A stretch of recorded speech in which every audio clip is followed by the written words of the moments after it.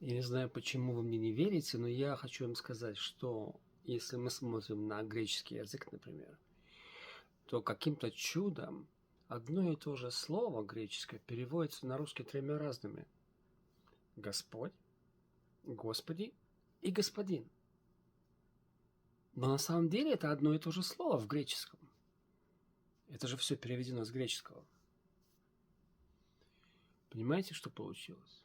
Вот какой обман у нас, что одно слово, которое не означает Бог, каким-то образом стало словом, которое означает Бог. Потому что Господи каким-то чудом уже отличается от слова Господин или Господь. Но все это одно слово на греческом. Я не знаю, как это объяснить вам, чтобы вы поняли. Это все одно и то же слово. Одно и то же.